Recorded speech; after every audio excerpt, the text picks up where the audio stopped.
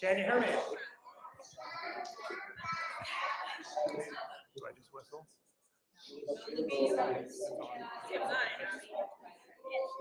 Oh, hello, hello. Can you hear me? Welcome to the Frew Heights City Council meeting. It is 7:02. We are going to get started. We are going to start off with a pledge of allegiance. It's going to be led by Janelle, who is the upcoming Youth City Council mayor. Would you all arise? Janelle,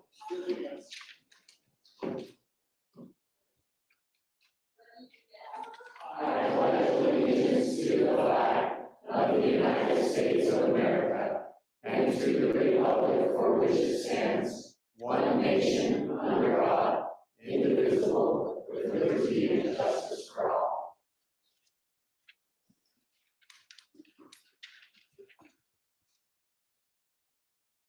Our dear kind Heavenly Father, we're thankful for the opportunity to meet as a City Council tonight. We're grateful for our youth that is joining the YCC tonight. We ask for thy help and guidance as we go throughout our agenda and as we make our decisions tonight. Please be with us. Please help us in our decisions. We ask for these favors and blessings in the name of Jesus Christ. Amen. Item 1.3 is roll call. Haley? Councilmember Gary Anderson. Here. Councilmember Mark Cottrell. Here. Councilmember Eileen Moss. Here. Councilmember George Ray. Here. Councilmember Florence Sadler. Excused. Mayor John Coleman. Here. Thank you. Item number 1.4, we set aside on all of our agendas to have the city council members train us, spend 3 minutes training us on a topic that is pertinent to us as elected officials. Tonight is going to be Mark. You are on the clock. You've got 3 minutes. Okay. Over the last few months, I've been pondering the rights and processes of how a landowner can or cannot use their own property. In my opinion, it appears that our public hearings have been based more on residential, emotional feelings rather than actual facts. I get concerned that voting may also be based on the public's opinions rather than just facts. So I did some research in 2 places, PropertyRightsUtah.gov and our Trusted Powers and Duties Handbook for Utah. Following is from the PropertyRights.utah.org. One of the most important rights associated with property ownership is the ability to adapt or develop it for some profitable or desired use. Development and use of property supports economic growth and contributes to the public welfare. That said, the website also states all property is subject to reasonable control and regulations by government entities. Local government regulations, the use and improvements of property to protect and promote the health, safety, and welfare of the public. Proper zoning ordinances promote economic growth and help maintain strong and vibrant communities, close quote. Our city council has a wide latitude to adopt and amend zoning ordinances as part of our authority to promote the public welfare of Fruit Heights. Unless we can show the zoning ordinances does not advance the general welfare of our community, or the ordinances violate constitutional rights or some other controlling issue, it should be upheld. I want to read from a quote from the Powers and Duties Handbook for Utah on page 179. Significant differences between the granting of a conditional use and a legislative act is the role of the public. While it's appropriate to take public comment and even hold public hearings on the granting or denying of individual conditional use permits, public clamor is not to be considered. The difference between public clamor and public input is one of substance. It is important to seek from the public factual information about whether or not the applicant for the permit can meet the standards of the regulation. It's not appropriate to seek from the public their emotional feelings about the application. Whether or not to grant a conditional use permit is not a political decision or a popularity contest. It must be based solely on the standards of the regulation. The applicant can either meet the standards in the regulation for the permit or not meet the standards, close quote. On page 158, When we engage in trying to control the use of private land by planning and zoning, it is not a matter of if litigation will be filed, but when. The keys to avoiding lawsuits include these pithy reminders. Procedure is as important as substance. Substance is as important as process. Just because we can doesn't mean we should. Just because we got away with it doesn't make it right. Follow our own laws. Not getting caught is not the same as creating binding precedents. Public clamor doesn't necessarily equate to the public will. The public will doesn't necessarily equate to the public good. Always remember that we are the government that the Bill of Rights was written to protect the people from. Close quote. Page 172, while neighborhood concerns are real, they must be addressed by the municipality in a manner consistent with the state and federal law. Sometimes being an elected or an appointed official means you have to do the right thing rather than the popular thing. I just hope we keep that in mind as we have other situations or issues that always come forward to us. Thank you. Item number 2 on the agenda is the declaration of conflict of interest. Do we have any to discuss at this time? Here, seeing any, we're going to move on to item number 3. This item is on our agenda in every city council meeting for the public to approach city council to present or discuss any items that are concerning to them. We ask that you keep your comments to 3 minutes. Do we have anyone that would like to present anything to city council this evening? Please come forward. Yes, would you stand and say your name? My name is Susan Gibson. I live at 1557 Hilton Drive, and I am neighbor to Todd Stevenson, who was the former mayor. He is going in for multiple myeloma treatments tomorrow. Anybody who would like? No, it isn't on. Was I loud enough? Yes. Okay. What I brought tonight, and this is just going to be very quick, is Team Todd Believe. And so anybody who would like to get in a picture to support him, please come up. Is that okay if we just line up along the front? You hold this and we do it? That'd be great. Perfect. Okay.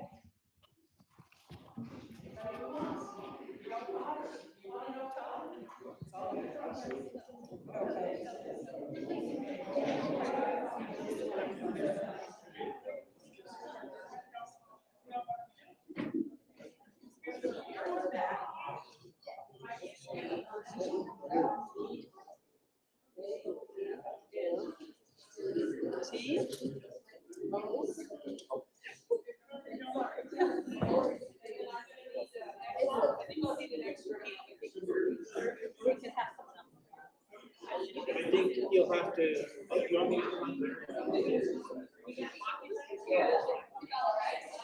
Go up there, I'm gonna block them all.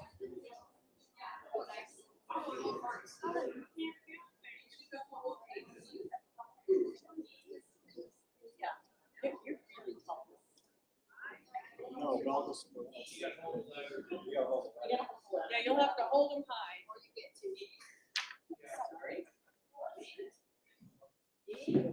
We got Melissa.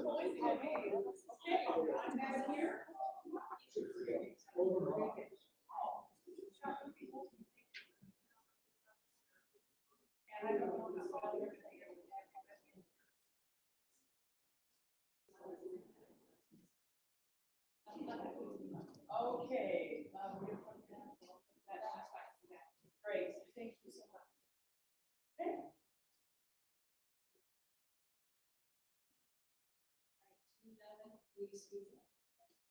We need anybody down. Okay, and also the backs of heads, you should turn around if you're seated. If you'll turn to me, here we go. 1, 2, 3. 1, 2, 3. 1, 2, 3. 2 more. Okay. Thank you so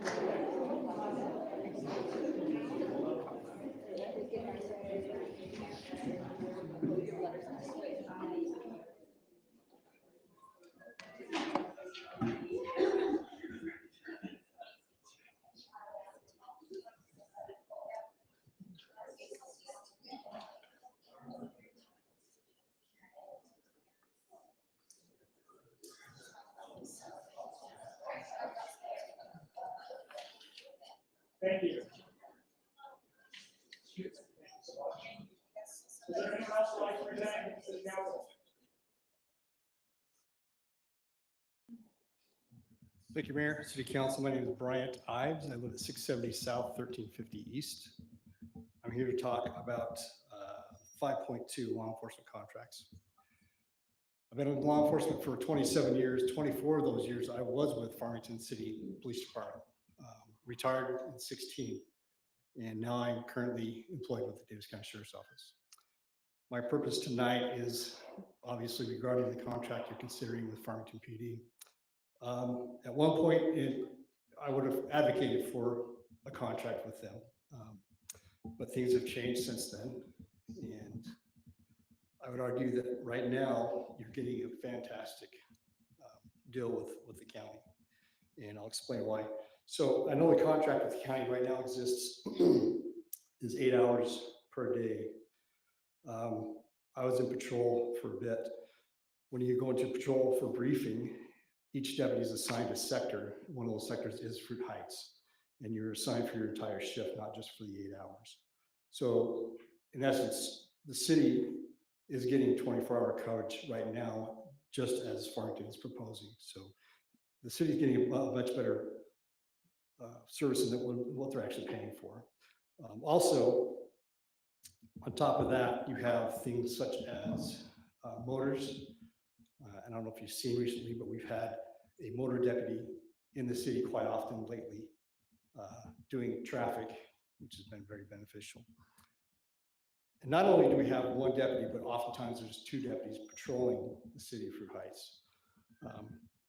And then one other thing to consider is on top of patrol is also investigations. We have a number of man hours that go into investigations from cases we receive from Fruit Heights. And I would go so far as to say that at one point, there was a case recently that was in the media, and it took all 5 of us investigators, including our investigative sergeant, a criminal analyst, and our crime lab that were all involved in that. So that's something that I know Farmington City doesn't have. They have 3 investigators, I believe, and we had 5, 6, including the sergeant. And to have that access to the criminal analyst right there next to us was very beneficial, as well as the crime lab. It's hard to explain the benefits of just walking down the hallway to discuss a case that involves a lot of evidence. The amount of services that the county is able to provide, I think, I don't know how much you understand the amount of services that the county provides to our county, but specifically to Fruit Heights as well. And a lot of those you can argue that, yeah, Farmington City also has access to, which they do, and we want to help our friends of Farmington City. But we house those different services, and we man those services, and we operate those services. So it's very beneficial for us to be available for those. And then, like I said, a laundry list of things that we to provide for the city that Farmington isn't. And I'm not speaking poorly of Farmington City because I still consider a lot of them family. And their officers are every bit as good as ours, but we have just plain we have more resources. And I think with that new contract, we actually would and do provide a better service at this point with more man hours than Farmington would in the end. So thank you. Thank you. Anyone else like to present? I would like to as well. Go ahead. Go ahead. Okay.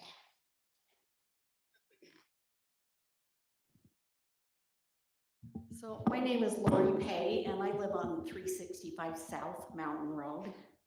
And first of all, I want to say thank you for your service because it has made a huge difference on Mountain Road.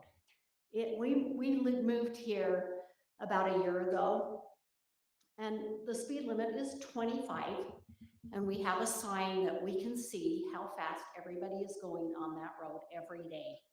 And it is consistently 35 to 40 miles an hour. But when you guys are out there doing your job, it is noticeable. And I appreciate that because I am a resident and I live on that road. And I want a 25-mile-an-hour zone. Because I moved here because I wanted to live in a quiet, calm community. And I feel like it's been that way because of your service. And if we're to get Farmington here, my understanding is they're not going to patrol the road. They don't care. They just want happy people. They want to be happy service community officers. And I want somebody that's going to do their job, pull people over and say, slow down. It's important to me, and it's important to everybody that lives on Mountain Road and Nichols Road as well. So if it's a haggle over a certain amount of dollars, I think you're going to find that it would be beneficial to maybe put it on the ballot, see what the community wants, not just make that decision as council members. Give us the opportunity to put our 2 cents worth in. Thank you.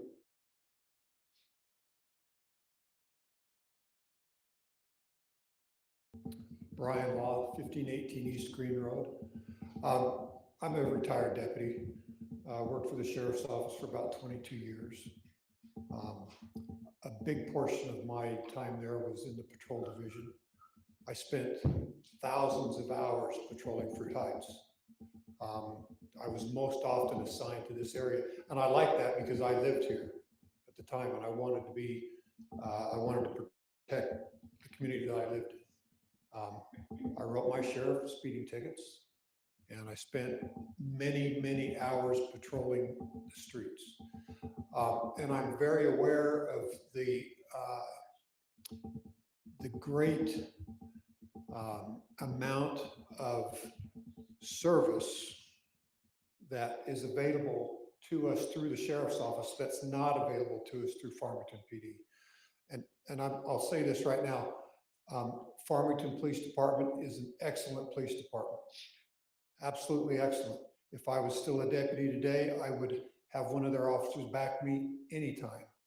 They're professional, good officers, but they don't have all the resources the sheriff's office has. One thing that Bryant didn't point out is we have an accredited crime lab in the sheriff's office, which most departments and counties in the state do not have. They've got motors, they've got dogs, they've got search and rescue, they've got multiple deputies, and they spend more time than 8 hours here in a day. And you know, to have them sit on the road, especially Mountain Road, Nichols Road, maybe the top of Second North, maybe Lloyd Road. Those are the main ways people get in and out of the city. So it's important for them to be visible, running radar on those roads, because as people come in and out, they're like, oh, there's law enforcement, they're here. And in fact, today I went for a jog here a couple hours ago, and there was a deputy sitting up just the other side of Cary Drive. And it makes a huge difference, not only for speed, but people who come in and out of the community, they see them. What I used to do, and I think what deputies do nowadays, is we'll sit somewhere for half hour, 45 minutes, maybe an hour, make a couple traffic stops, and then drive around a neighborhood, and then pick another spot, sit, do the same thing, pick another spot and sit. So the visibility is spread out. And that is a very, very strong deterrent for any criminals that come into the city, and to keep people in a speed check, we'll say. Law enforcement is not cheap. It's not cheap at all. The main goal that these deputies have every day when they walk out the door is to walk back in their door at the end of their shift. And that takes dedication, and it takes training, it takes equipment, and it takes time, and it takes money. The sheriff's office has top-notch deputies, and we need to keep that. It's so important for our community to have that proactive service here in our city. Thank you. Thank you.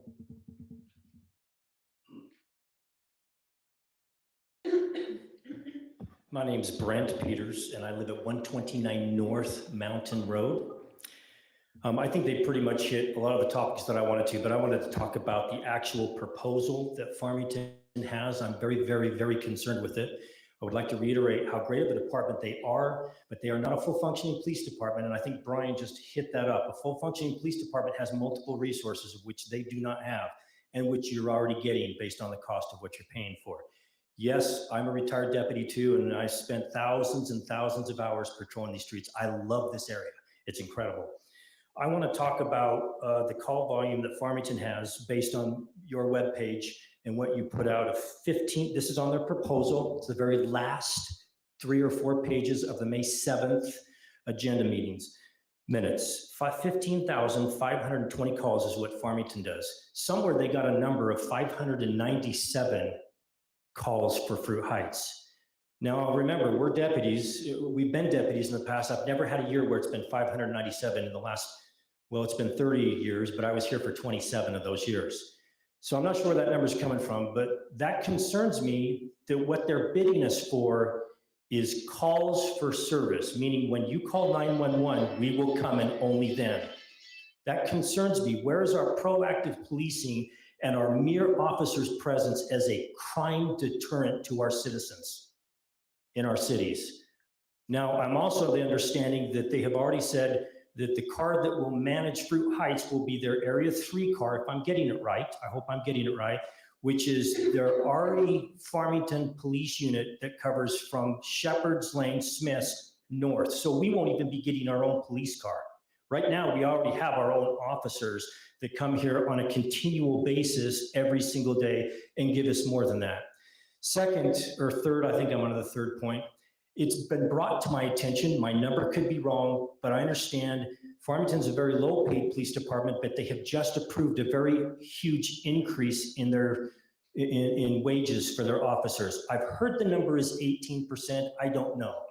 Based on these numbers down here, with their budget of $4,919,088 and what they're going to charge us, $287,602. If my math is right, that is 17.1%. And me as a citizen, and I hope you as a citizen of Fruit Heights, we already know that from this that it doesn't appear that they're going to add any officers with this contract. They're just going to do it with who they have. And I'm sure that most citizens in this room do not want our tax-paying money to go and subsidize somebody else's raise. Number 3, 4, 5, wherever I am now. Are you aware also of how they manage Lagoon versus how they did 4 or 5 years ago? 4 or 5 years ago, they would hire multiple officers from other agencies to come in and they would man that with 1, 2, 3 officers, depending on how many their guest list was for the day, how heavy it was. It is my understanding from a very good resource that Lagoon came to the sheriff's office last year and said, would you please take over or would you give us a bid? Farmington is too high on their bid. They didn't do that. And I know from their own chief's mouth that they are now handling those calls by not manning Lagoon and pulling the on-duty officer off the street. So I've been at Lagoon as well as an officer as well over 30 years. And when you get a call down there, you have a minimum of 1 or 2, 3 people that have to go down there. My main point of it is I don't think we want our tax money also going towards subsidizing another city's business tax base either. Please don't do this. We are getting an incredible service. You cannot put a budget amount on the welfare of our citizens. Even if it's a little bit more money, if we get it out to our citizens, I guarantee you we will want that because we will get the better service. Please vote this down. Thank you. So can I pause this public comments? There is a choir performance for the West Youth City Council in about 20 minutes. I would like to swear in the City Council, then we can go back to the public comment. Is that okay with everyone here? Let's invite the Youth City Council up front to be sworn in.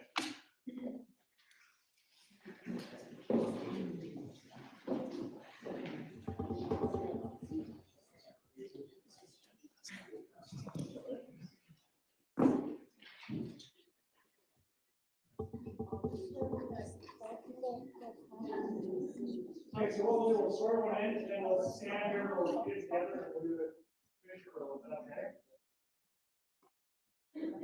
So this is gonna be pretty simple. Isn't that awesome? That's the youth of Fruit Heights that are gonna be the city council members. So we're gonna go, will you please raise your right hand? Say, I, state your name. I, Claudia Reyes, Pledge to uphold and defend pledge to uphold and defend the Constitution of the United States of America, the Constitution of the United States of America, along with the laws of the state of Utah along with the laws of the state of Utah and the policies of Fruit Heights City. and the policies of Fruit Heights City.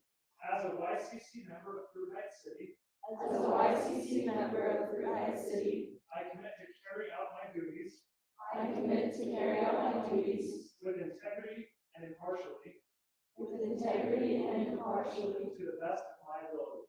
to the best of my abilities. Thank you so much, guys. Let's give everyone together. Let's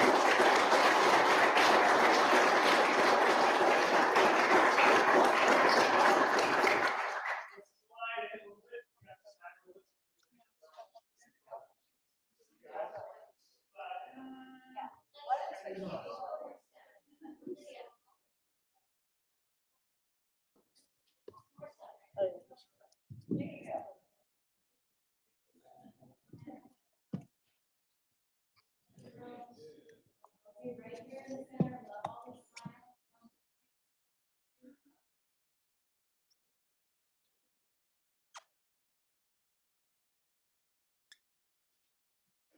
Thank you to the youth, city council, for my city, you guys are awesome.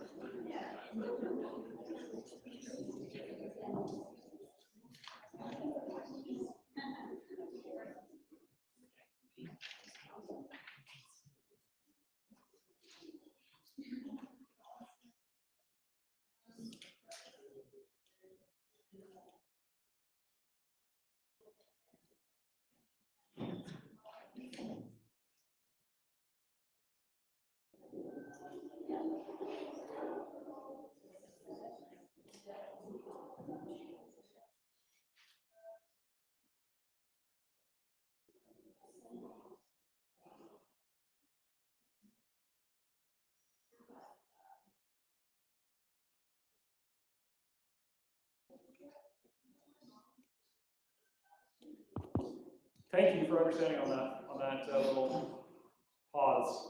I know that they have a choir performance that a lot of them need to attend at the junior high, so, or the high school, excuse me. So we're gonna move back to the public comment period. Is there anyone else who would like to present anything?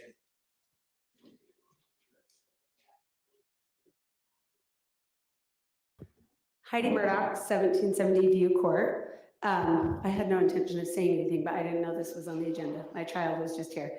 But I have no family in law enforcement. I just, from a citizen standpoint, the Davis County Sheriff's Office has been amazing. We've lived in Fruit Heights for 12 years and they've been nothing but phenomenal. We just moved into a new home 7 months ago that's on a gated road. And somehow randomly at midnight, 1 a.m., 2 a.m., people end up on our doorsteps, which is slightly frightening.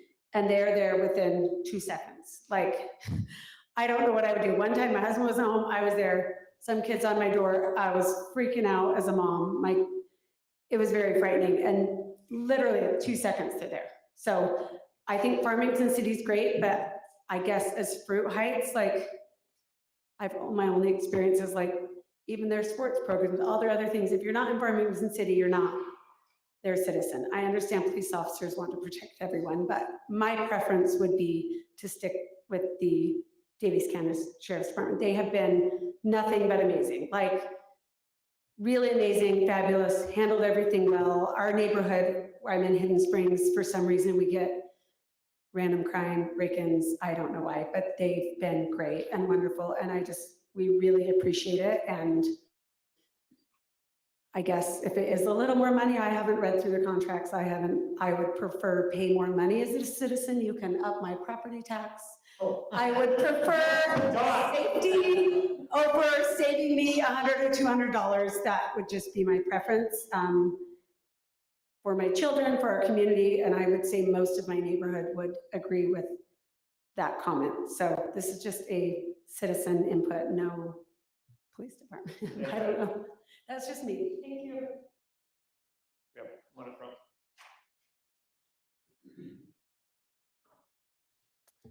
My name is Steve Petty. I live at 1388 Nichols Road. This is my first time talking here. I've lived in Fruit Heights since '95. Admittedly, I haven't looked at the details of the contract that Farmington is proposing or that we're entertaining, but I just want to endorse the words of Brent and Bryant and Brian.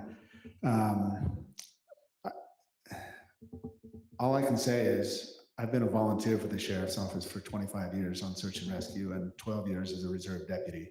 I do it for free because I think they're doing the right thing and it's a good organization. I wouldn't hang around if it wasn't.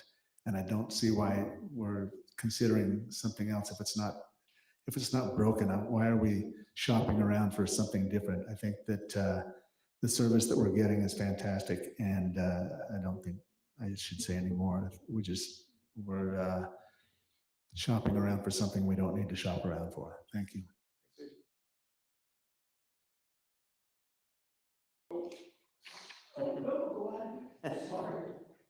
Blind in the back.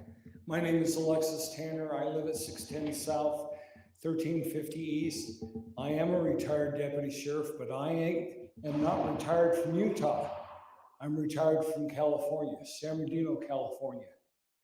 We had several contract cities that we served, and those who left the sheriff's office service, as soon as that contract ended, they were back asking to have that contract back because the local police departments are not able to provide what the sheriff's office is. Thanks, Alexis.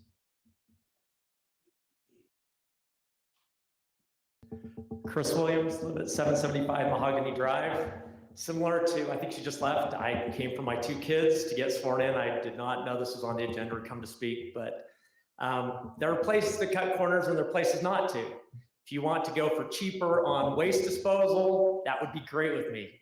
My security and safety, probably not where I'm looking for. Nobody loves your baby like you love your baby. We are the sheriff's baby, right? Fruit Heights is part of what they are. We're part of them. They love us as one of their own. We will never be Farmington's baby. We won't. And as she mentioned too, when you're in Farmington programs, you're in Farmington programs. So I would just say, this is not the place I think we cut corners. I think if we should go where we're getting the best service. And from what I know and what I've heard, it's the sheriff's department. That's what I feel. And like many people here in Fruit Heights, I'm here because it's a safe, good community. And this is not where I want to just save a couple dollars and take a risk. So thank you. Thank you. Thanks, Chris. No one else? Thank you. Thanks for all the comments. We're going to move on to item number 4.2. Oh, wow. Couldn't have picked a better day to have you do this. Okay. Chief Love, holy cow. From Farmington. We're gonna have the Farmington Police Department, Fire Department, give us a report for the last quarter. Okay. Thank you, Chief. Rich Love, Fire Chief for Farmington and Fruit Heights City. Let me start out by saying I have the utmost respect for these gentlemen. The ones that actually spoke today, I consider myself being friends of theirs for what, over 20 years, 25 years or longer. Great men and dedicated men. I also have a lot of respect for my police department in Farmington. They are also great men and will do the best that they can. And I'll just kind of leave it at that. But thank you guys for your service. I'm glad that I took the fire side of things instead of the cop side of things, because I passed the test. That's an old joke. You guys won't get it. I was asked to just come in and kind of give a quarterly report for our services to your city for the first 3 months of the year. And so we put some numbers together just to give you an idea of what we have been able to do for your city. In the first 3 months, we responded into Fruit Heights 74 times for emergency calls. 64 of those were medicals, and 20 of those medicals we transported to hospitals. We actually only recoup about 44% of what we bill. These guys are all aware of that as well. And so that is what we've done from January 1st to March 31st. We do rely somewhat on our mutual aid responders. Kaysville has come into your city 9 times during that same time period. Some of those were mutual aid calls that we would normally help each other with anyway, whether whoever had the contract to do the fire service here. And they help us out a lot. We help them out a lot. Same thing with our South Davis on the south end of town. We have a couple of things on the docket that I'd need to make you guys aware of. We have a new urban interface engine that is going to be delivered in July to help us cover our interface area. We have one in service now. This will be our second. Is that brush truck? No, it's actually an engine. It's a structural and wildland engine. It's 4-wheel drive, pump and roll. So we can get up on the fire break or up on the east bench and use it, or we can fight structured fire with it as well. They've been the one we have now, we've had for close to 10 years, and it's been really a great thing for us. So we're excited to get the new one. We also have a new ambulance that we're going to take in October of this year. We just put a new ambulance in service in, I think it was in February, and this will be our second one this year. It takes a long time to get apparatus now. The engine that we have coming this August, we ordered 3 years ago, and it's finally arrived. So when we had the opportunity to jump on 2 ambulances and they'd hold the price the same, the city went ahead and gave us the go ahead to do that. So that'll be an asset to both of our cities. That's really my report, but I'm open to any questions. The one thing that I do want to emphasize that I feel like maybe we need to do a little bit more of, or some of your public relations things that go on in the city, some of your celebrations and things like that. We need to be made aware of those if possible, so that we can come and participate in those things. Right. And could I make a couple of requests? Sure. July is fireworks season. It's also fire season. We've discussed many times, but during I think July 2nd through July 5th, can we just verify that there will be a truck in the city, staffed and ready to respond at a moment's notice? There will be, and we will make runs through your city during that time, but actually having the truck in your city will be from, I'd have to look exactly, but I think it's from 5 o'clock in the afternoon until midnight on those days. Okay. We'll have at least a brush truck, probably one of our engines here during that time. Okay. The only thing that could change that would be if we happen to get a big fire somewhere or something, big brush fire or something like that, that we have to pull away from, and then we would be relying on our neighbors for help with that. So, right. And that could be in your city. Right. So, and again on the 24th as well as that. It's the same thing. We do the 2 days prior, the day of, and the day after. We patrol on the days that fireworks are legal for people to set off. And I have had interaction with some of your citizens and stuff while we've been doing those patrols. And I need to say that the people that live in Fruit Heights are great people. They're friendly, and we enjoy the time that we spend here. So. Great, thank you, Chief.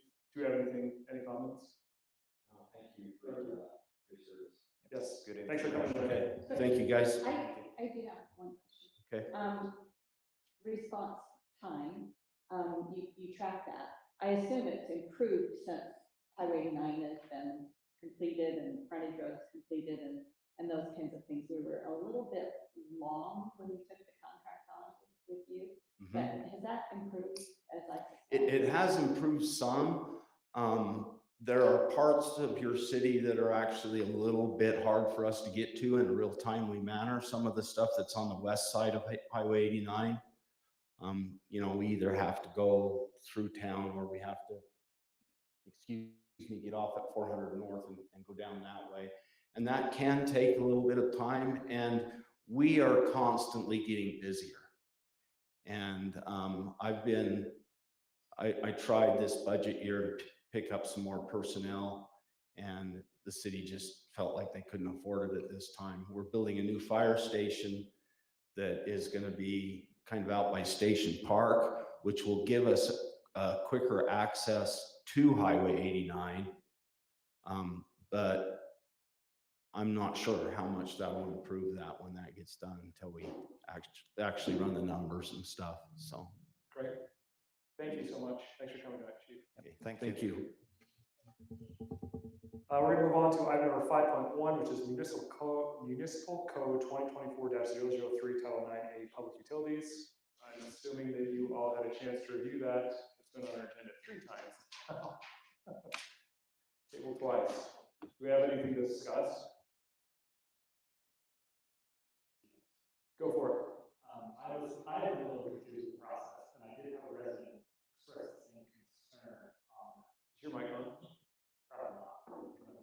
Not cool like that. Yes. On the process, I've been a little confused, and I'm gonna be the first to admit that reading ordinances can be a real drag. And reading them 3 times is brutal, especially when you don't know what has changed.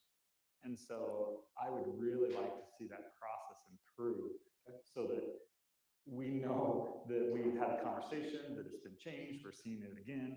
And that way the residents as well know that what they're seeing has been corrected, and we're not going to see a change once we approve it.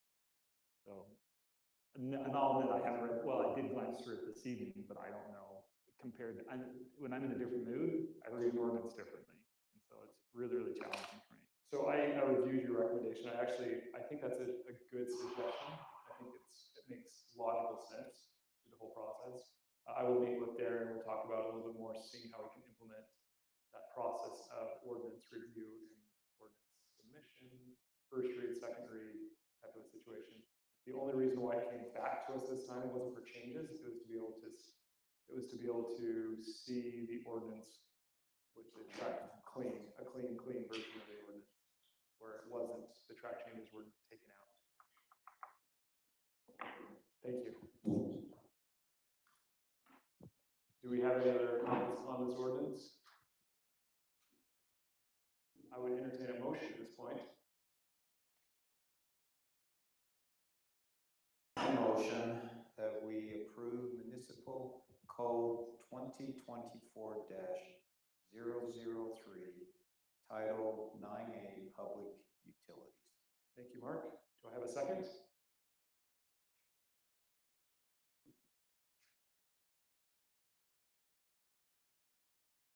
I have a question. Well, I'll second it for the purpose of talking. Perfect. Let's discuss. I'm still concerned that there's a dollar amount listed in there. And that was one thing that I thought we talked about taking out, but it starts right off with asking about the cash deposit of blank amount. And we talked about and have for years, and it references many times throughout it, to keep the fees in our fee schedule. And yet we have right there in the first paragraph, here's a dollar amount. And I think that's a problem. Okay. And I put that in my comments. Haley, did you see my comment?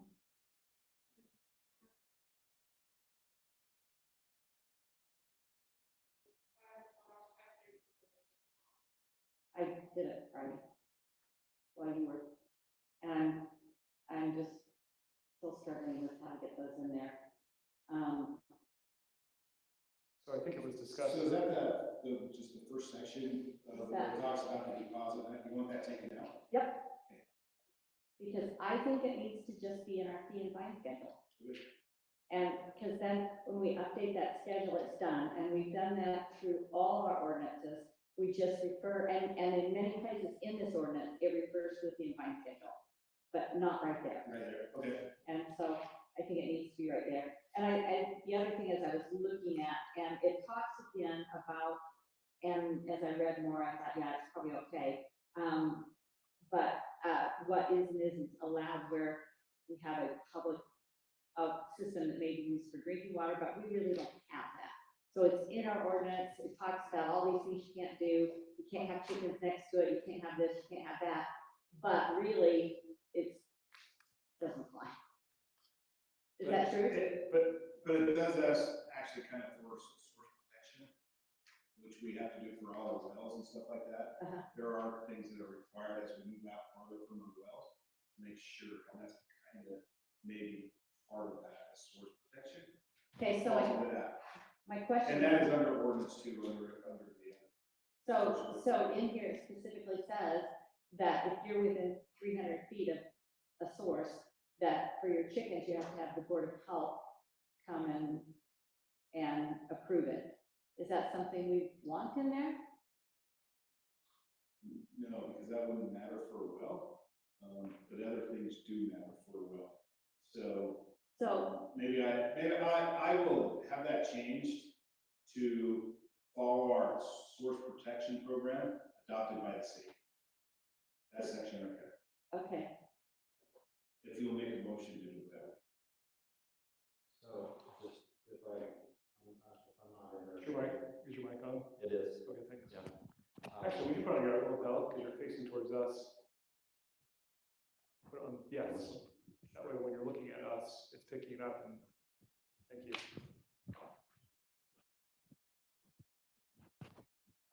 Is that better? Yeah. Okay, if I'm not cutting. No, you're fine. We talked about this last time. 9A-01-090 still says that meters larger than 1 inch shall be purchased and maintained by the persons, firm, etc. receiving water service through the meter. And we talked about that it should be 3 inches, I believe. So I said that change, and I think that must be mistake. yeah, I know we talked about it, but I'm noticing it. To me, it's important detail.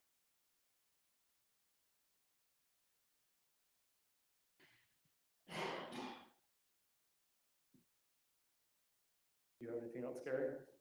That's it. Excellent. Any other comments?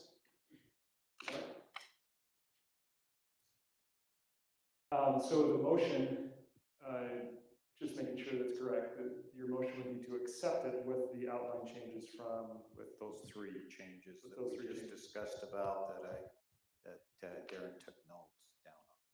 So I'm just verifying if that's your motion you made. Yes. And then Eileen, that's the motion that you seconded. Yes. Okay, great. Heidi, or sorry, Haley. Are you laughing at me? Because I'm not laughing. Just wondering where Heidi came from. She was sitting on the front row a while ago. Aye. Councilmember Moss, Aye. Councilmember Gray, Abstain. Thank you.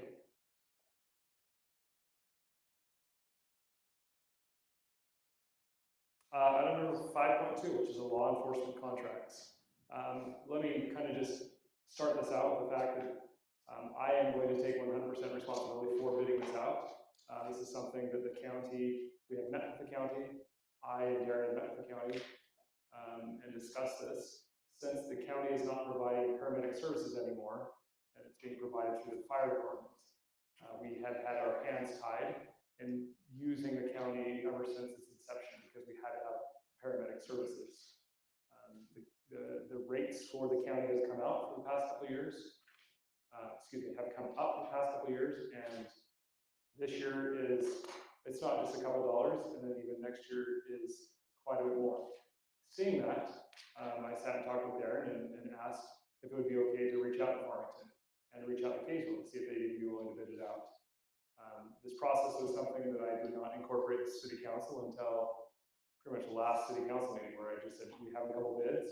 This is not something that we have to make a decision on now. But I just wanted to make sure that everyone knew that this is something that all the other costs are going up. Water's going up, sewer's going up, garbage is going up, police is going up, fires going, everything is going up, and if it's something that we could switch a contract with another neighboring city, then let's look at it. So it was bid out. This is not something that pretty much anyone said, I will take 100% responsibility for it. And I think it's good. I'm glad that the county is here and they're hearing that we need to look at our prices and look at our rates. And if we don't feel like this is something that is going to change, then we have to look for other options. Because we have had truth in taxation hearings and raised our taxes every other year pretty much for the last 5 years, 6 years. And costs this year are going to get out of control with water rates. Secondary water went up, in fact, garbage, everything. Anyway, so I started that conversation with that in mind. And I would entertain conversation at this point. I know that every one of you had a chance to go down to the county. I know that Mark had a chance to go and meet with the police department, Farmington Police Department. What are your guys' thoughts? I'll start. It was a great tour. The service is always awesome. You know, I think that we have great law enforcement. When you don't engage with law enforcement, that's a good thing. I know when you don't see them a lot, that's really sorry, facing away. Anyway, so it's been good. The tour is awesome. So nothing but appreciation for the sheriff's office. The one thing that popped in my head this last week as I was thinking about it, last year we had a conversation about needing to have a sheriff full-time in the city by request of the county. Correct. What happened to that story or conversation? Where'd that go? I had a conversation. I went down to the county and met with Sheriff Sparks. Curtis Koch was there. Darren, were you there? That was Jacob, wasn't it? Or it was Brandon. And I threw out multiple different options because the county was wanting to push us to 365 patrols. And the rate would go, we think our rate now would be high, but it would be substantially higher. And we talked it through and we said, that doesn't feasibly make sense to us. When we're paying 80% of our annual budget to law enforcement, we can't sustain that. And so they backed that off and we are on a contract hourly rate. And let me again emphasize the fact that this isn't a decision that's based on complaints or any problems. Like I like Sheriff Sparks, he's a good dude. I like to tease him sometimes and it's fun, he's a good guy. This isn't based on anything other than we have never looked at another option up until now, up until this year. That's it. And we can, because they're not holding us, I don't want to use the word hostage, but they're not holding us with the requirement to have paramedic through that contract. And I'll admit, from our conversation last year, it almost felt like we were burdened on the county by not carrying more of that weight of what we were being to their patrol. So that was just where my mind was at this last week. Are we still a burden or are we not a burden to that, right? To the county because of that request they made last year. Right. I don't feel that we are a burden. I think that we have a very open relationship, and I think the deputies who are assigned to Fruit Heights have done a fantastic job. I would say that the service, I had a conversation with Sheriff Sparks 8 months ago with some concerns, and I think things turned around very quickly. And I would say that the service that we're getting right now is incredible. It's going very well. Got something?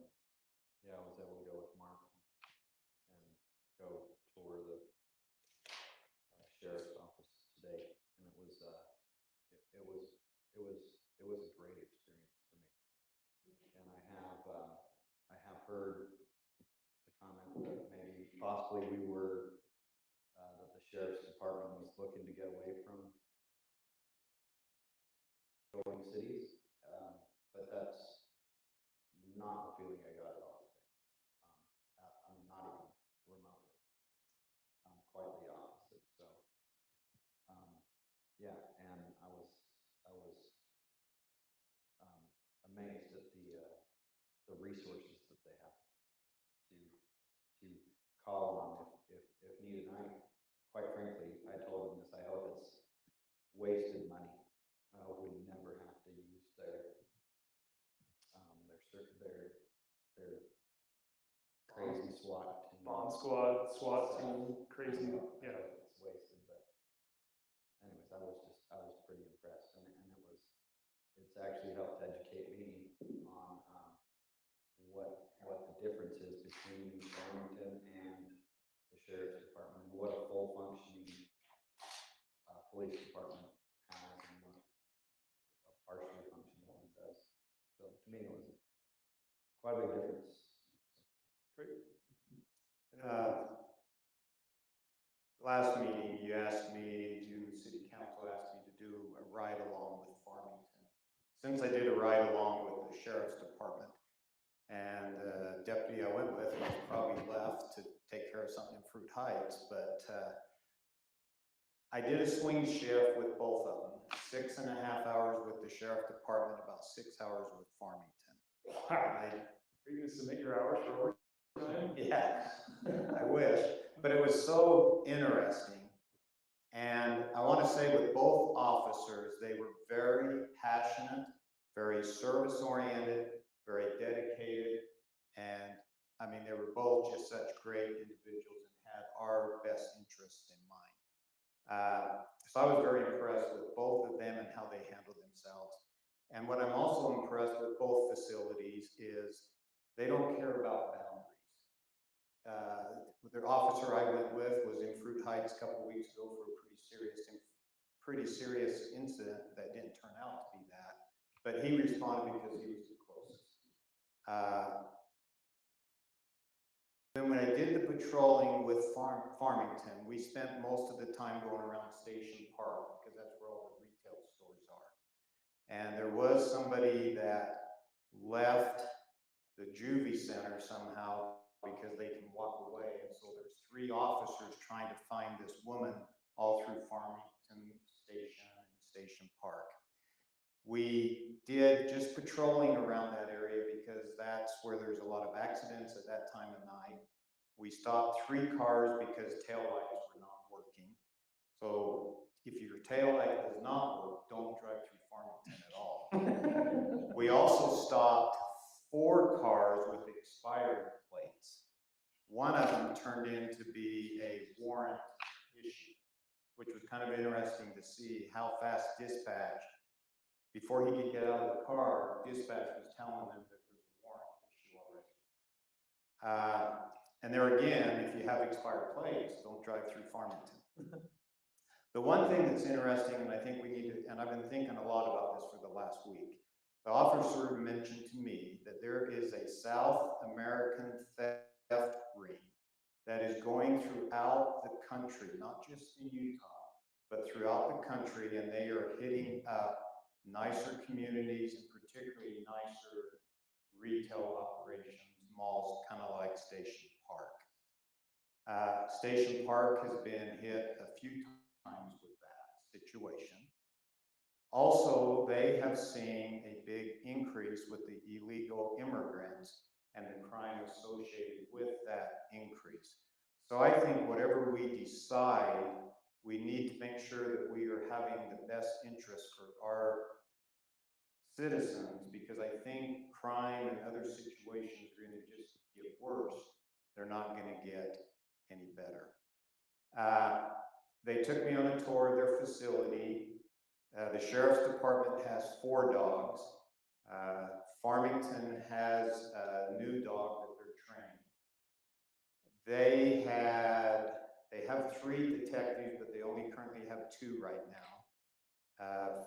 The Sheriff's Department has 5 detectives. I saw the little crime lab at Farmington, and then I saw the one that you see on NCIS. But the guy, he looked dorky, like all the ones that you see on the TV show. He was very sharp. But it was a difference of night and day on that crime unit compared to what Farmington had. Farmington just had 1 computer that really focused on phone data and tracking phones and that kind of information. Both departments were very positive, very upbeat. But I think with what I saw today on the tour, there was a lot more services that I didn't know really were there from just going out with the patrol people. And I think a lot of the services, probably from Farmington, would have to be maybe third party out to the Sheriff's Department to do for us. So there'd be that miscommunication. And there is a point when you build relationships, and if you have a crime guy down the hallway, that you can go to that, somebody in Farmington or Kaysville that has to take information over to the crime lab. But in the way of the officers and patrolling, I was very impressed with both of them. So that's kind of what I found out with going with Farmington. And I gave you guys all the recap on the sheriff right along a couple of meetings ago. But that was just some of the differences. But I think we need to be prepared for more crime coming into our city. Okay. Yeah, of course. So as a longtime resident of Fruit Heights, my first interaction with the Sheriff's Department was when I had a house fire. The first one on the scene was a sheriff. And of course, the first thing they were checking is to make sure that everyone was out of the house. And the support there, just right up front, that was my very first interaction with the Sheriff's Department. And Kaysville Fire, who was also very good at the time.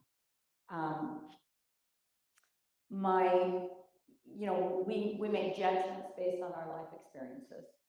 And one of my life experiences is having a property in a different spot in Utah with a very small town police force, and having that property broken into to the point people were living there and destroying, burning furniture and stuff.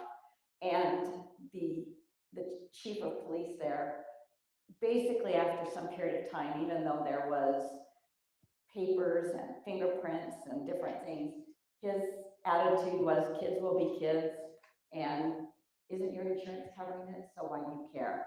And I was very, very discouraged with that, because to me, investigating a crime is important, because in my thought, catch them while they're young so they don't turn into hardened criminals and keep doing it. And so I really like that over the years, we've had many, many reports of our sheriff's office coming in, talking about crimes that they have solved, talking about how they help our neighbors. And I'm just very impressed with the Sheriff's Department.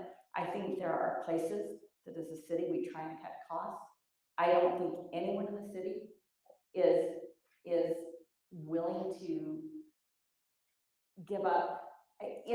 It's really interesting, because as you talk to people over the years about it, it's expensive, but at what point is it worth it? And I think it's worth it. This is one of those things where we are getting bang for our buck. And unfortunately, we have had a season of tax increases and a season of increases in our utilities. Inflation has just been crazy for everyone, and we need to pay our public servants so that they'll stay and do what they need to do. And So I just want to express my support for the sheriff's office. I'd like, if I can. Yeah, absolutely. Add something else. As you guys have learned, I'm kind of direct. So I was direct today with Sheriff Sparks and asked him, how many times does Farmington come into Fruit Heights? Or maybe how many times does the Sheriff's Department go into Farmington? And out of the 805 times that they came in here, were given notice from 911. 19 times Farmington was first on the scene or were here. In Farmington, the Sheriff's Department went there 178 times. So I am, on both swing shifts, when I worked with them, the Sheriff's Department has a total of 4 people. Farmington has a total of 4 people on the swing shift. You know, 3 patrol people and a sergeant. And I am a little concerned that there could be a lot of stuff at Lagoon and at where we would be having to have the Sheriff Department come in here anyway. But those numbers were a little surprising to me. I mean, I just came right out and asked him directly some stuff and asked him a couple of questions on my concerns, and he answered those to my satisfaction. So let me make a comment on Farmington and their responsibility with Lagoon. So Lagoon has, this has been a topic that I really wanted to get into because Farmington, Lagoon is within Farmington, but Lagoon does not want to pay the rates that they're being charged. And so what Lagoon has done is they have paid off-duty officers to patrol or to stay there at Lagoon, as far as, you know, Salt Lake PD, Highway Patrol have been there. In the past, Lagoon is not just being provided services at no cost. Like, they have to pay their own security and their own police. So I think Lagoon is a different entity than it would be to talk about Station Park. I will disagree with you respectfully. The CFO lives across the street from me. I've had many conversations with him of how they're doing policing at Lagoon. CFO of Lagoon, I've sat and talked to him many times, and that's one of their biggest problems. And they're trying to find services, and they can't get it from Farmington. They can't provide that service what they're wanting. It is what it is. As I told you 2 weeks ago, you know, this is a decision that is not one that we should take lightly. This is something that I told you 2 weeks ago. Like, if you feel uncomfortable with this decision, let's not make a decision to stay with the county. I will stand behind that. There are no concerns with it, but it is something that the rate increase that we're getting from the county this year is going to go up again next year. The rate that we're getting, it's not a set number of what we're paying. It's just something we can be aware of. And with that, I would look for a motion, if there is one. I would like to motion, I'll get my agenda here so I can say it right. I would like to motion that we renew the law enforcement contract with Davis County Sheriff's Department. I'll second that. Gary, thank you, Mark. Any further discussions on that motion? All in favor of renewing our contract with the county, all in favor say aye. Aye. Any opposed? That motion carries. Moving on to item number 5.3, which is the CDBG 2024-2025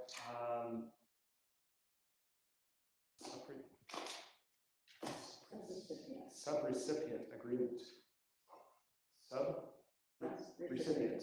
I was trying to put that as, anyway. Darren, you want to talk about this one? So this is a grant we applied for with the county for repairing porch and doors and entrance here at the front of the building. This is just the agreement that we accept the conditions for the grant, and there's more to make you aware that that's what this is. So you're ready. Do you want to summarize those conditions? So There's a lot. I This is a know. long document, and it's just stating they have followed through with, the requirements of the Bacon Davis Act. And as you go through the hiring process, the companies, follow those rules. You go through all the required reporting and those kind of things to receive this grant. And it's just the agreement the county has to do, with the federal government for this grant, and all the requirements.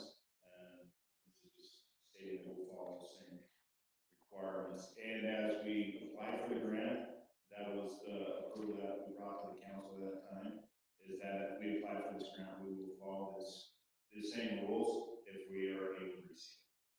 Are you and your staff able to follow all those rules, and do you feel comfortable with them? Yes. Okay. I read over your agreement, your engineering agreement. I think that looked good. I talked to you about a couple of questions. I didn't understand it as I read it, so thanks for helping me understand that. Council, do we have a motion, or do we have any questions to Darren on this item? I did have one question. This is federal fund obligation is $893,000. So that is I'll just say that's the total grant award that the county has to divide out through the different projects. Through Heights City received $126,000 of that 800, and so that's what we'll be responsible for 40 months out. And do we have to spend, and I don't see it right from me right now, but it seems like I read this the other day that It there's is, it's 174,000 is our contribution. So that we have to spend 174,000. So as you went through the grant, I don't know if you can remember the contract, we had requested $250,000 for the grant to cover the full cost, and then the city would do a portion. We received $126,000. So whatever portion is left on that would be the city's liability. And I think it's to the point where it's too much money and we can't afford to do it. So from my conversation with you, it sounds like we need to go to bid to find out what this is actually going to cost. Yes. And if we're going to accept this grant, yes or no, depending on what the actual cost is and how much the county CDBG grant money would provide for us. Is that correct? Yes. So I'll make a motion Great. that we accept the CDBG 2024-2025 subrecipient agreement, subject to us receiving a bid on this project that is within the bounds of what we expect to spend. Great. Second. So Gary got that one. So a motion from Eileen, a second from Gary. Do we have any further questions or discussion on this? Do we have to do anything on this? Like, does this need to be approved by us? We need to agree this. Yeah. You need to agree that I can sign this agreement and send it back to the county. Okay. We do. Okay. I just was wondering if we need to actually have to stamp this. Yes, we do. Good question. Any further questions? All in favor of agreeing with the CBDG 2024-2025 subrecipient agreement, all in favor say aye. Aye. Any opposed? That motion carries. 4.5, purchase of a new lawn parks mower. 5.4, I'm sorry. So on this mower, it's our smaller ride-on mower. We right now have a grasshopper that's about 6 years old. The drive system went out on the one side of it, and so they're coming to me to see if we could purchase a new. We do have money in the budget, but this was not a budgeted item. We do have money in capital equipment in the parks department that would cover this. This is also a mower that's on a state contract, so we got a state contract price for this mower. So the public works is requesting money to purchase this one. Is this the same size as the one that is not working? Yes. Well, actually, this one has a 72-inch deck. They're actually going to see if it fits through where they're not. If it doesn't, they'll drop down to the same size as they were. Okay, so it's got a little bigger deck. A little bit bigger deck. And they would rather have that because it would help them go faster if they can fit everywhere. Yeah, it's just, one so they can try to run everything really close, and there's tight areas that we squeeze. You can't take the big mower. And so this is more what we do all that with and around everything, so. 72 is still pretty good size. Right. Yeah. Do we have a motion on this? Motion to approve the purchase of a new Parks mower. For Thank you. 17,000. For 280. 17,280. I can't, oh, two. How about we just do it Yeah. about 17,000 range? Approximately. Approximately 17,000. I'll second that. We're slow. Gary and Eileen, is that what your wife says? I have a motion and a second from Gary and Eileen. Any further questions or discussion on this? All in favor of approving the Parks Department purchase a new Parks mower, all in favor say aye. Aye. Any opposed? Excellent. A couple calendaring items. We have a planning commission meeting on May 28th. City council meeting would be on June 4th.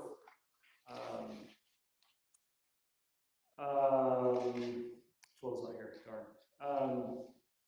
Item 8.1, city council meeting minutes from May 7th. Do I have a motion to approve those minutes? Minutes were great. I would make a motion to approve the minutes for our May 7th, 2024 city council meeting. I second. Good. I have a motion from Eileen, a second from Mark. Any further discussion, questions? All in favor of approving the minutes from May 7th, 2024, say aye. Aye. Thank you. Any opposed? City council reports. No, let me say that way. Got nothing. Got nothing? Mark, do you have anything? Hey, yes, I do. Buckle up, guys. We got some. You got some good stuff here, man. Okay, I met with 3 residents over raising chickens. Because this whole chicken thing's been coming up, and I looked at it completely different than what I look at it today. So I was glad I went and visited with 3 different individuals. It was very eye-opening. I learned a lot about chickens in the process. With all 3, it came down to being very responsible, accountable, respectful to your property and to their neighbors. And there again, I was direct. I asked a lot of questions like, have your neighbors complained? Did your chicken fly over the fence? You know, what do you do with the rooster and all that kind of stuff? 2 of them are very high tech, and they have doors that close on the coop at sunset or a little bit past sunset, so it keeps their chickens safe. I did not know that a chicken knows when sunset is coming, and they go in and they stay in this little coop, and they don't come out till morning, even if you leave the doors open.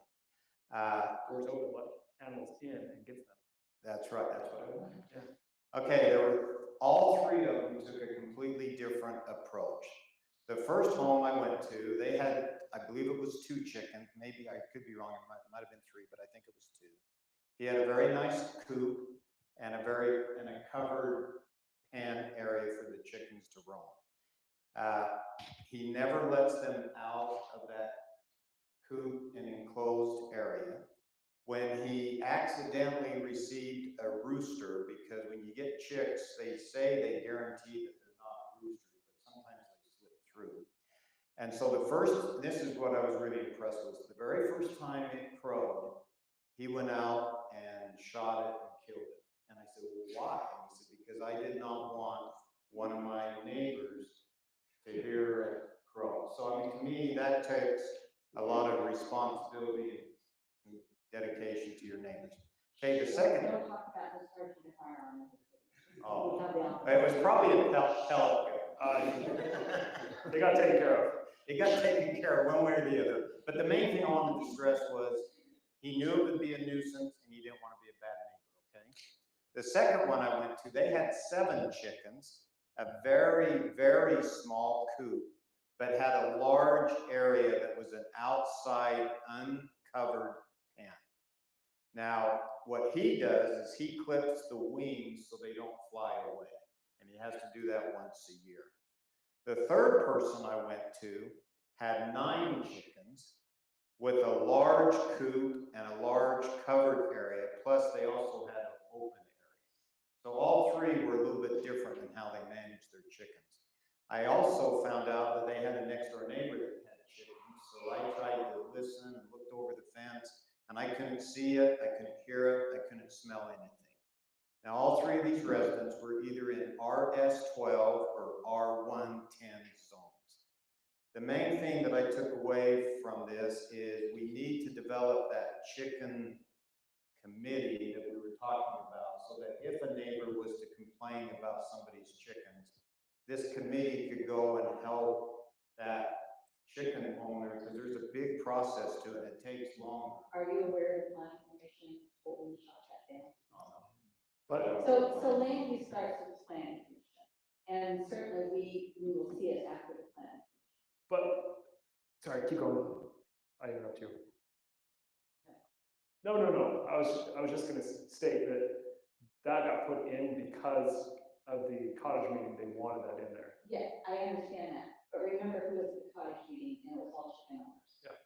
So, And they wanted, instead of the city coming in and saying you can't have them, they wanted someone to So- educate. okay, go ahead, because, go ahead with your research, Mark, because I have some comments as well. I've done some research. Okay, good. But I guess what I learned was, a lot of people, they told me that they get emotional and their kids get emotional. They see these little chicks in the springtime and everybody wants a chicken. And then they find out how hard it is. And most of them take them back or get rid of I was them. gonna say, you can buy a chicken coop on KSL almost any day all year. Yeah. But I guess the main thing was they shared is it takes a lot to do it the right way. And we want all of our residents, whether they live on an acre or whether they live on a smaller lot, to do it the right way and be good. So that's what I learned from that. I don't know if you want to finish your chicken thing before I go on to my other stuff. So go ahead, I'll go back to chickens when it's my turn. Okay. The barbecue update, we're still doing it, the team event. Next week, Haley will be contacting all of you for food signups. My wife went through and came up with kind of the meal type thing, and we've listed what the city will take care of, what she and I will take care of, and then the rest will be up to everybody else. Thanks for doing that, by the way, that'll be fun. I think it should be fun.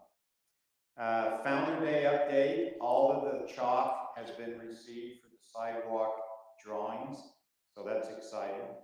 Update on the Veterans Memorial Project, the 3 stones have been ordered. We have the final drawings. We have paid the vendor $4,500 with donations that we've already collected so far. I talked to 2 residents in my area, and they will be bringing down checks for additional donations. We have started the donation and advertising process, and the support staff has been very helpful. Did we open a fund for that, those donations? Because we have to, the city council actually has to accept those donations in a fund. And George read us that a while ago about how you have to do that. All I did is I went in and talked to Darren and Crystal, said donations were going to be coming in. She has been collecting them. She said she did set up a separate fund to track it.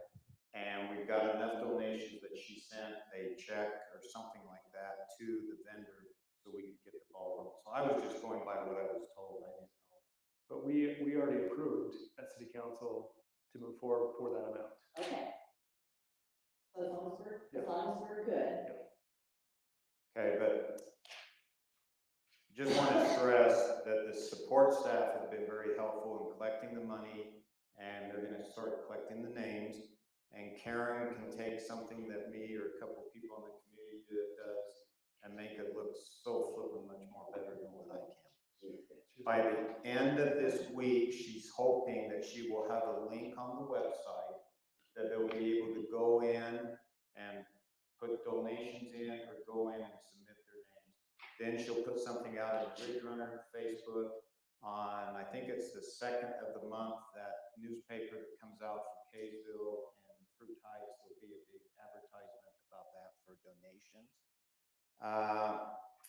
I would just ask you guys to please talk it up with your neighbors or people that you might know for donations or collecting their names.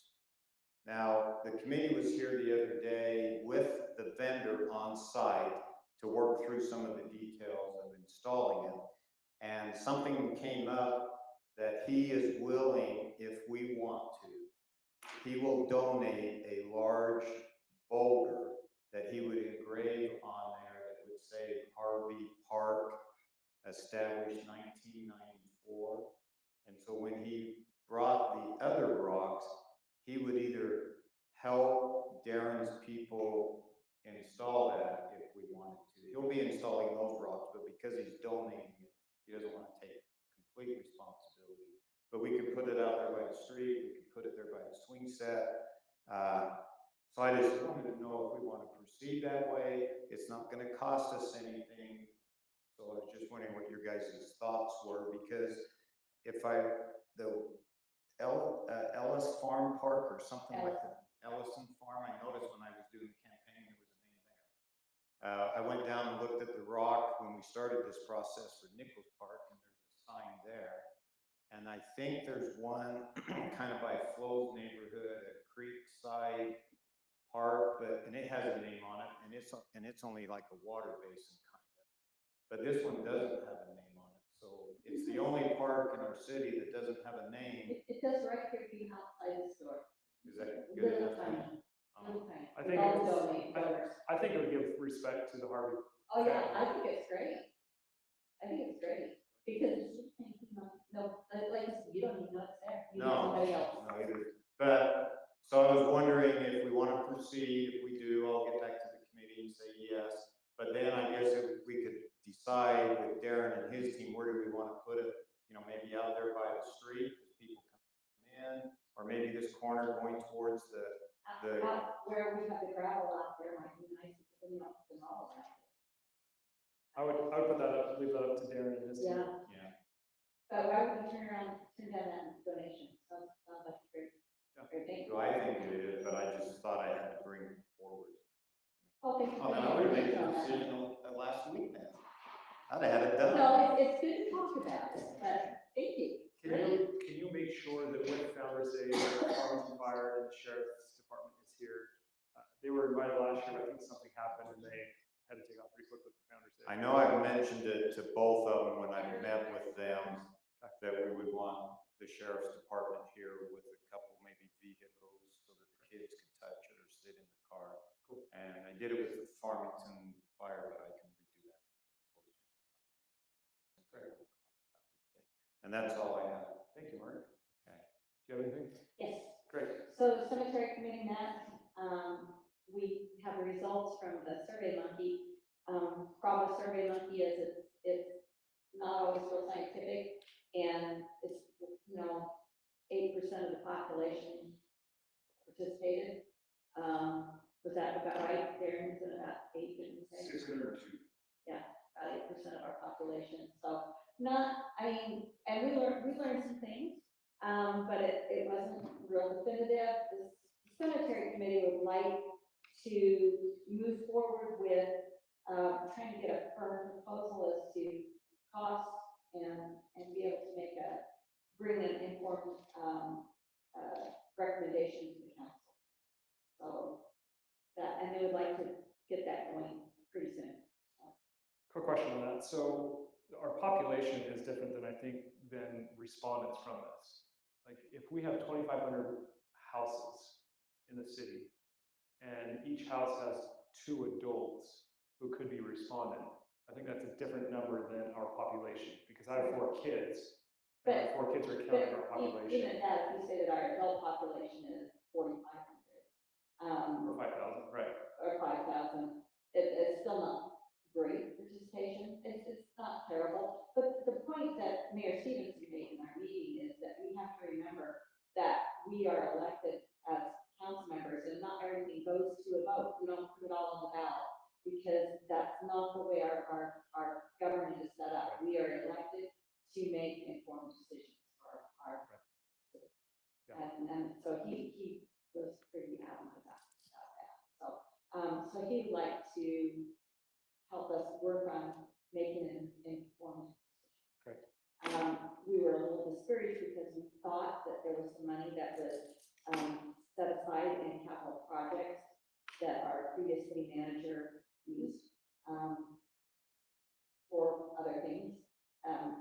Brandon had set it up in capital projects and he knew where it was, and our next city manager just looked at it as money cost. Yeah. And so that was discouraging. So that's where we are in the cemetery. On the chickens, and so I've done some research as well, talking with some different people who have chickens. One of the things that is concerning me is a lot of who we're hearing from is people who have chickens. We're not hearing a lot from people who don't have. And they just call the city and complain. And they want to call the city and complain quietly because they don't want the neighbors saying, yeah, you don't want the chickens, kind of thing. And so they don't want to be known. And so I certainly the climate has changed for chickens since the pandemic, and people looked at that potential loss of being able to find food sources and different things, and it made a lot of people think they want to have chickens. So one of my questions was, could we task the planning commission with putting together questions and doing a survey monkey for chickens? So that because there's no rush here, we don't have to have this done this month. But if we put together, or they put together their questions, because they listened to the public, they had a public hearing, a couple of them, and so if they put together some questions and did a survey that people felt like was more anonymous, maybe they would get some answers to how they can go to pass along to us. So that was. I like that. The only challenge that I face is that 90%, very unscientific number, but 90% of the people who have chickens currently have them illegally. And I'm going to disagree with you, Mayor, because we have over 370 acres in this city that are zoned RS12. But RS12 they still have to have 20,000 square feet or 0.48 square. 20,000 square feet. Or 0.48 of an acre. So No, that's almost half, yeah. So anyway. Anyway, but you're right. We do have quite a few that are happening illegally. And during the summer, it's when the smells and things come to light. People leave their windows open and listen more than they do in the winter. And so I think it's good. why not do it? We did it, if we at the Chat Commission come up with their survey questions and put together a little survey. Like it. I think that's a good idea, because I had a lot of residents that like the survey on the cemetery. They feel like they're part of a community. The one thing I did is when I visited with the three families, I asked them, their neighbors, and all of them said, we check with our neighbors quite often to make sure that we're being good citizens. But not everyone does. Right. Gary will test. Yeah, right. I agree with that. It's those same neighbors that call as soon as you are off their porch, call the city and say, hey, I need these chickens gone. Hey, I don't want this pool in my neighbor's backyard. And chickens are something that do affect the neighborhood. This is something it's not a small rabbit that is not heard. They are heard, and they are heard every morning. And so I think it's something we need to allow people on both sides of the fence to feel comfortable responding to a survey. Well, one of them was in an R110, because I looked up, zones. Oh, yeah, we have several of them in our Wetland zone that are illegal. We have, as the mayor said, we have quite a few. Yeah. But I guess my main thing was that what I learned, it wasn't quite as bad as what I thought it would be, because there is controls that can be done. And I think it comes down to the chicken owners. One thing I did forget also is Sheriff Sparks put together, each of us got just some stats on the last year. So I would just encourage you to go through that, just for your information. Sheriff Sparks is a good guy. Yeah, he is. Do you have anything else, Heather? I do not. Oh, I do. One of the tasks that you gave me at the start of the year was to put together a committee of people to discuss traffic calming ideas. Yep. And so I am working on putting that together. A couple of people that I wanted to be involved heavily have not been available, so I'm looking to June to really start putting that together and talking with people about how we can make recommendations to implement things that are in our master plan. Great. Love it. So, mosquito abatement, just what's going on with that. Most of the talk that we had in our last board meeting was talking about some of the contracts they have for the airport, because of they fly over a lot of different lands. That's the access that they have, and some of those contracts, and then also that they're looking for additional land down where they're located at the end of 200 North. They were talking about some of that, and they also approved a like a maternity leave that also includes the father. It's comparable to a lot of more modern companies have that benefit so that they can compete and retain some of their employees. They've hired all of their summertime employees, and so that's really what the board meeting is about. So that's really all. All I have there. Thank you, Gary. I took on 2 weeks ago the responsibility, we talked about the lease, selling the lease of the cell phone tower behind the shop. I called a friend who is in that business and has been in it for a long time.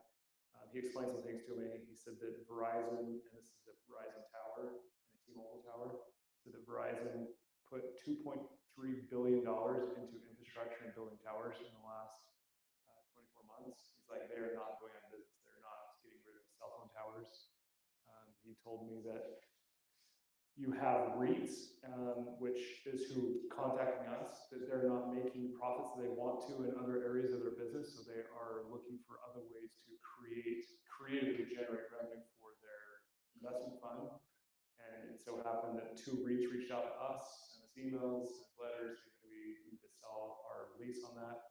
Anyway, I would make a recommendation that we don't entertain any of those at this point in time, that the long-term value, the net present value of that right now has much greater value, and that's keeping it. There's no reason to sell it. So I just return on that one. And then also the next council meeting, I'm going to put on the agenda talking more about the recycling program that's going to be coming out, and how we can roll something like that out that looks to be fairly beneficial for our city because of our current green waste recycling program that we have right now.